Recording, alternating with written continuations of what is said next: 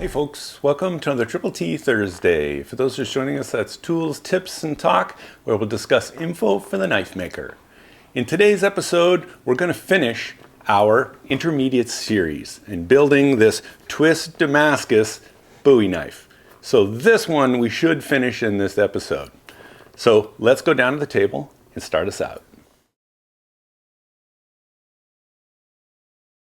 Okay, we left off having just the guard and the handle, and we've still got those all ready. But before we do anything now, I want to get the blade all finished, etched, because all the other stuff I'm going to do is going to be guard and handle, and we're going to want to put that on after the blade is fully finished and etched. So, first thing I want to do is put my maker's mark in it. So I've sanded this from last time. I was sanded to 800. That's usually when I put my maker's mark in, because I usually have to sand after that anyway, just to take the little schmutz around it off. So I'll do it now, and then I'll do a final sanding of 1000. I've got my new stencil, and you'll notice I put the JS in the middle of the shark. So this will be the first time I use my journeyman maker's mark, so that's exciting. Here we've got some salt water. So this is about a teaspoon of salt, and then just regular tap water, enough so that it's pretty much all mixed. I've got a little bit of salt in the bottom, which is fine, but you want it pretty strong. I'm using, I'll get this in a frame here, I'm using a battery charger. Okay, this kind of battery charger, it's an older style that, because the newer styles, if you were to hook them to something like this and you're basically shorting it out, these things will not, they'll know it's not hooked to a battery and they won't actually turn on. The old ones don't have that feature, so it works. I'm going to hook this onto the tang. I've got, and this is the positive that's hooked on the tang.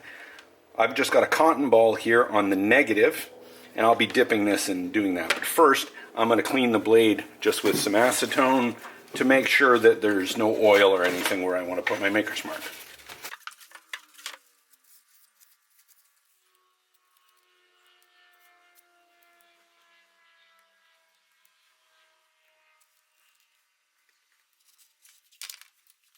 So always have some paper towel ready, because you're going to need to take off some of the liquid here. Make sure these guys aren't touching.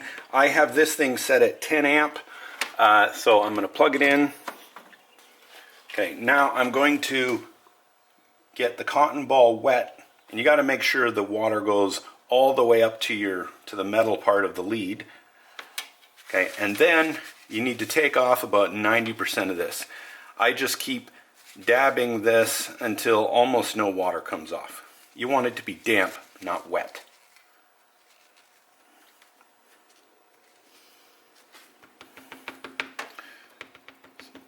See, this is still kind of wet. If you do that and there's water on it, it's still a little wet. Okay, that's good. Now I'm just going to start at one end, and I usually just go, I'm doing like little taps, tap, tap, tap, tap, all the way down.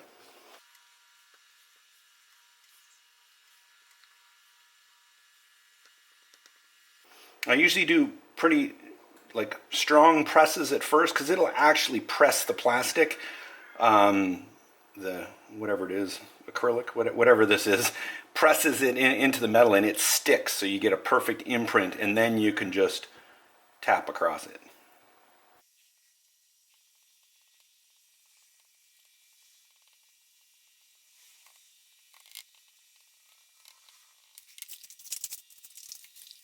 So when you think you're done, what you want to do to test it is just lift 1/2, okay, and then run like a marking pen, a scribe, just up against it. Just make sure you have like the edge there.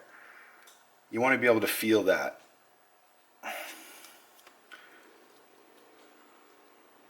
Yeah, it seems pretty good. So I'm going to unplug this.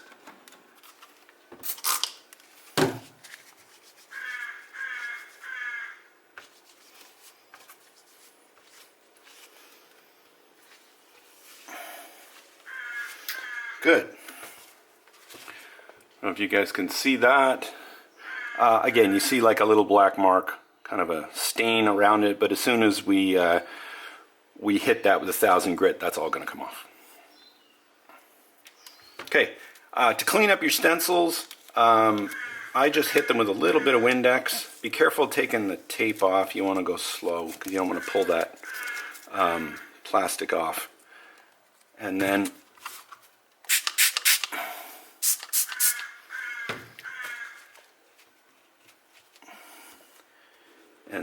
just dab that. And then your stencil is good as new. And you'll get easily 10 to 20 usages out of each one of these stencils. I get these stencils from IMG Electromark, and I'll put a link down in the description if you want to get your own. A sheet of 6 of these is about $60, I think. Now it includes the artwork fee. So here I am at my sanding station. I've got my blade here. I've got one side taped, the downside, just so that it doesn't pick up any scratches from this. I've got my block with actually a piece of leather underneath, so there's leather between the sandpaper and the block just to smooth out these lines, and I only do this at 1000 grit, my last grit, just to smooth everything out.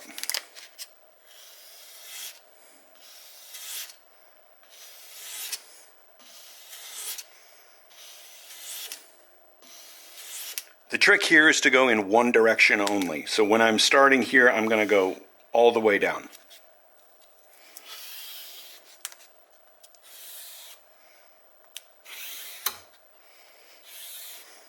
Okay, so we're ready to finish the Damascus. And this is a really critical part, and I get questions about this all the time. So let's talk about what you're going to need. So this is my container of ferric chloride. So this is ferric chloride mixed in at least a 3-to-1, meaning 3 parts distilled water, 1 part ferric chloride.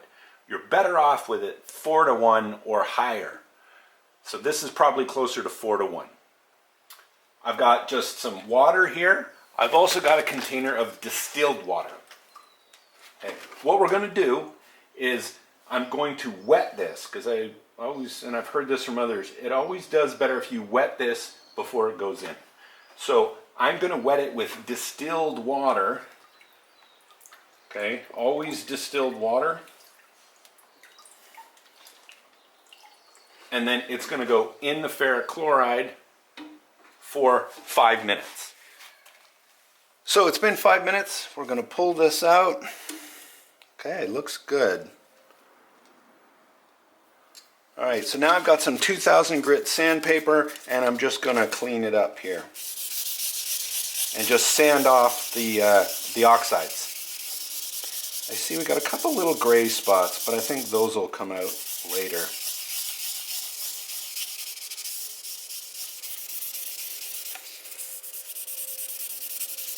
It's important to sand off the oxides, because if you don't and you leave it in too long, that's what's going to give you those fuzzy lines between your layers. If you're looking for ferric chloride or any knife supplies, remember, check out Maritime Knife Supply. Link is down in the description. Okay, so now we're going to repeat that 2 more times. We want a nice deep etch, so I'm rinsing it again in distilled water, and back in it goes.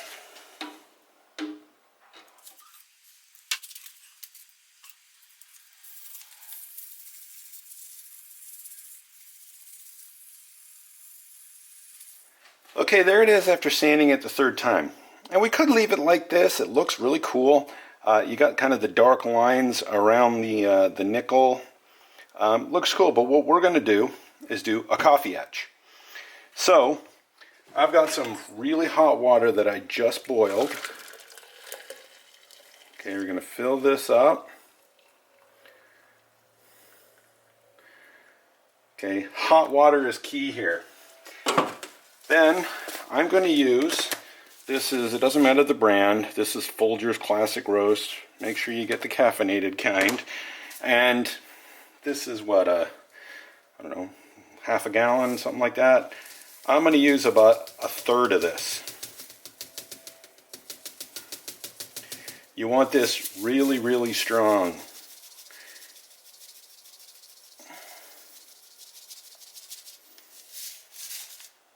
That's probably good. Stir it up. Smells good. So we've got our blade. Again, I'm going to put some, just drip it with distilled water. Okay, and then in it goes. I guess I don't need that. It's going to sit in here for probably 2 hours. We're just going to check it after about 20 minutes. And it should be pretty dark after 20 minutes. Let's come back and check it in a bit. So it's been about 20 minutes, so let's take a look. Alright, it's starting to go black. Definitely needs more time, but looks good. What I'm looking for is any parts that are kind of light or not darkening, but everything looks pretty good. So we're going to just leave it in there for at least another couple hours. Okay, it's been almost 2 hours, and just going to take it out. I think it looks exactly the way I want it. So now the key is, do not touch the blade, don't wipe it, don't touch it. What I'm going to do is rinse it with some, again, distilled water, just to rinse the coffee off. And now I'm going to use my air compressor and I'm going to dry this.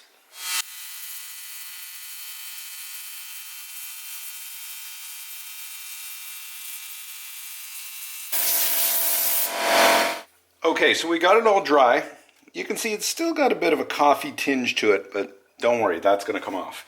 So next, again, not touching it, we're going to take a heat gun and heat it up.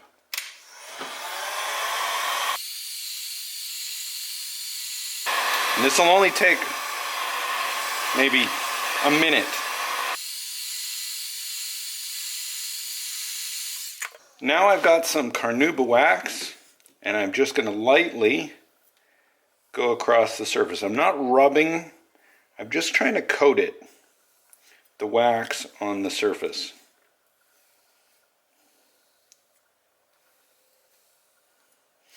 And what the wax will do, it will take that coffee tinge out as soon as you do it. It also locks in that coffee, that darkness. And I'm just using Mother's Brazilian carnauba wax. It's what you buy for cars. I buy it because it's cheap. That whole tin is like $7. Okay, so now we're going to hit it with the heat again. And just kind of melt all the wax and just seal it in.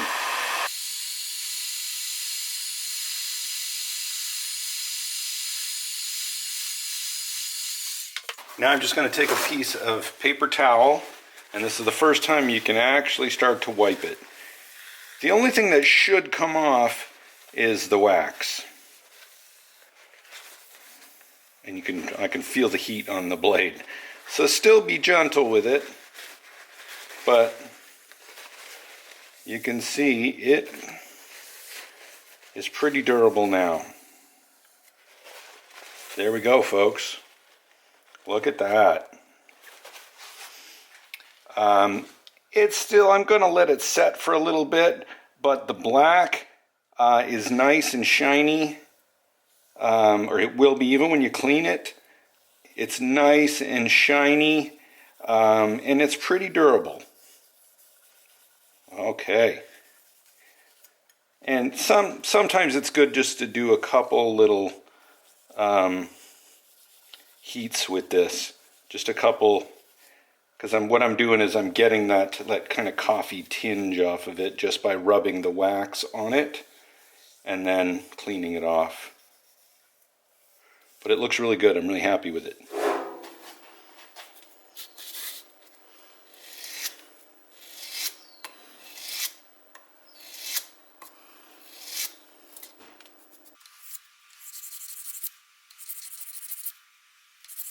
So I've taped up the blade just to protect all that nice finish. We spent a lot of time doing that, so we don't want to screw that up. I fully sanded the top of the guard and fully finished it.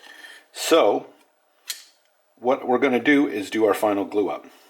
Also, one thing on the coffee, some people are tempted to try to save the coffee and have a separate container for coffee. I think I spent equivalent of about $2 on the amount of coffee that I used.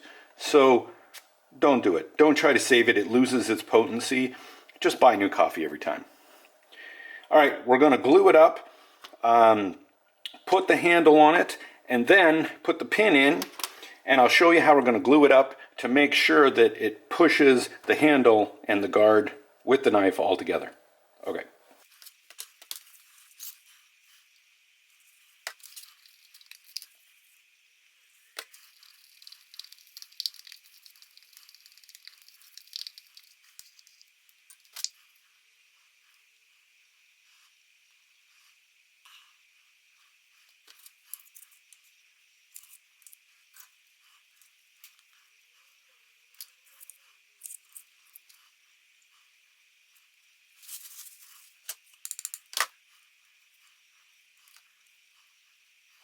Okay, so again, wrap this in tape.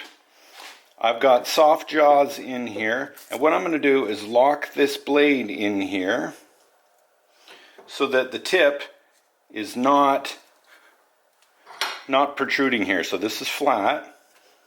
I'm going to lock it in nice and tight. Actually, I'm going to move this just so I can put it over there. Now I'm going to take a nice long clamp, this guy, from the back of the handle now to the front of the vise. And just give it, and sometimes you got to play with just to get the exact right angle here, but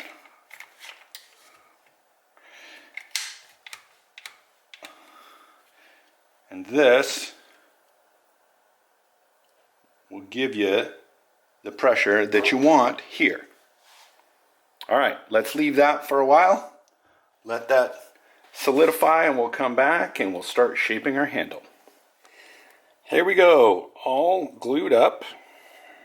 I just took the tape off just to make sure I didn't get any scratches because I saw this moved a little bit in the vise, but no, it didn't, and it's just some glue from the tape here, which I'll take off with some acetone. But I'm going to retape it anyway with a lot of tape wrapped this way so it doesn't scratch. Now let's go contour the handle. I'm going to start by first tapering the handle from front to back. So I want the handle about this thick at the back, and I'm going to put just a taper that meets the guard. And then we'll move on to a Coke bottle handle. And I've done videos on that. I'll put a link up in the corner of how to do that. So I'm not going to describe a lot of it, but you'll see me do it. Here I've got a used Broadbeck incinerator belt. After they're done on blades, I like to use them on wood. These things last forever. There's a link down in the description. Go check them out.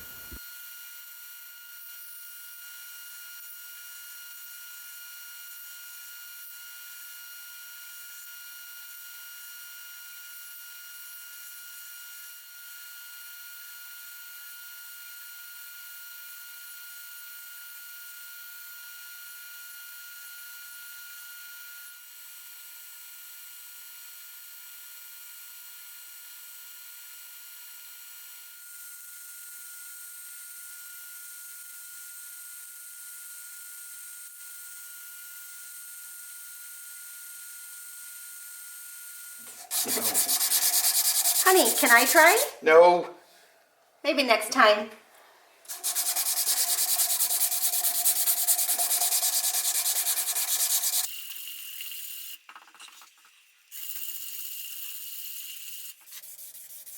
This is definitely one of my favorite parts. After the final sanding, giving it a little wipe with mineral oil.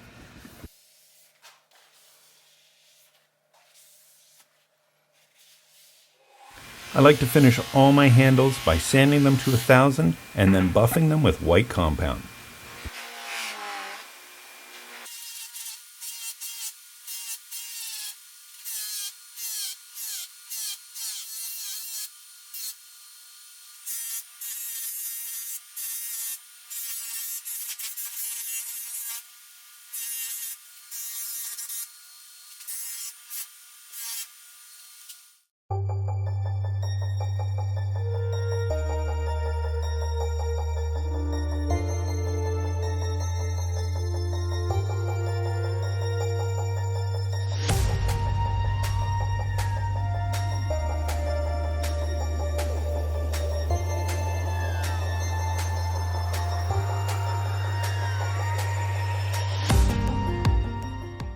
Well, that's it for this one, folks. We basically finished off this knife. I'm really happy with it. I love the shape of the handle, and I think it looks really cool. So next week we'll sharpen it and we'll make a sheath for it. Thanks for joining, folks. We'll see you next time.